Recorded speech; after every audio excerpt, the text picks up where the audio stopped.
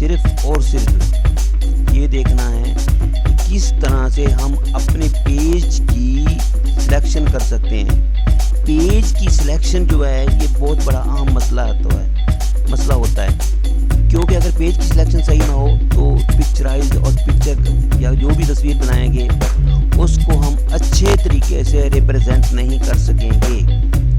तो हमें ये पता होना चाहिए कि हम पेज किस लिए ले रहे हैं, किस तरह से ले रहे हैं, या हमारा मकसद क्या है। ये देखें ऊपर जो है इस पेज में अनटाइटल लिखा हुआ है। देखें अनटाइटल को हम ख़त्म करके कोई नाम दे देते हैं, मिसाल के तौर पर कुछ भी दे देते हैं, MALIK ये दे देते हैं। उसके बाद हमारे पास प्रीसेट पड़े हुए हैं। ये जो प्रीसेट हैं इनका बुनियादी तौर पर मतलब ये होता है कि ये ऑलरेडी सेट बने हुए हैं और इनको हम अपने मकसद के लिए यूज़ करते हैं, यानी ये ऑलरेडी हमारे पास बने हुए हैं। ये डिफ़ॉल्ट साइज़ है हमारे पास, ये लेटर साइज़, यानी हम लेटर कोई ऐसी चीज़ बनाने के लिए कोई लेटर की सूरत में हमारे पास है तो उसको लीगल एक जो है पेपर होता है और वो नीचे से बड़ा होता है और इधर से थोड़ा सा कम होता है, वो उसका साइज़ है। इसी तरह से 2/3, 2 मल्टीप्लाई बाई 3 और 4 मल्टीप्लाई बाई 6, 5 मल्टीप्लाई, ये वेब के लिए जब हम काम करते हैं तो उनके लिए बटन डिज़ाइन किए जाते हैं या उनके लिए छोटे छोटे जो है वो पिक्चरें जो तस्वीरें होती हैं वो डिज़ाइन की जाती हैं। इसी तरह से ये सारे जो है हमारे पास चीज़ पड़े हुए हैं, इन सब को हम अपने मकसद के लिए इस्तेमाल करते हैं। ये बने बनाए हमारे पास प्रीसेट हैं, इनको हम इस्तेमाल कर सकते हैं। ये देखें 1024 मल्टीप्लाई बाई 768। उसके बाद ये दे वेब बैनर के लिए हमारे पास भी है। इस तरह ये 720 और 540, इस तरह 720 और मल्टीप्लाई 534। ये आखिर में हमारे पास HD 1920 मल्टीप्लाई बाई 1080। इसके अलावा हमारे पास A4 है हमारे पास, यानी A4 वो पेज होता है जो हर तरफ से बराबर होता है।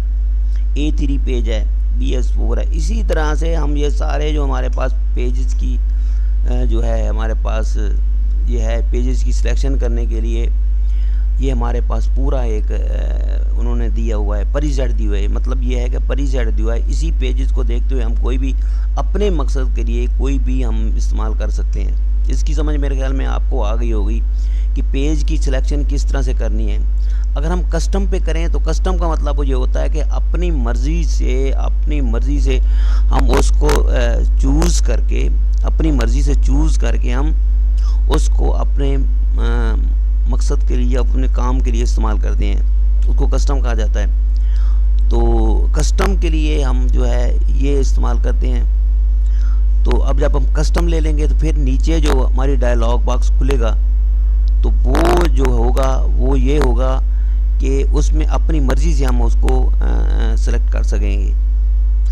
तो मेरा बुनियादी तौर पर बताने का मकसद ये है कि आपको इस चीज़ का मतलब क्लियर तौर पर बताया जाए कि हर चीज़ को क्लियर तौर पर बताया जाए कि पेज की सबसे बड़ी ग्राफिक डिज़ाइनिंग में सबसे बड़ी बात ये एडोब आफ्टर इफेक्ट, EDS हो गया, एडोब प्रीमियर हो गया और बहुत से जो है हमारे जो है ग्राफिक के जो है टूल्स हैं हमारे पास। तो उनमें सबसे बड़ी बात ये होती है कि उनमें पेज की सिलेक्शन की जाती है। पेज मतलब किस तरह का पेज हमारे चाहिए, छोटा चाहिए, बड़ा चाहिए, स्टैंडर्ड साइज़ का चाहिए, कैसा चाहिए।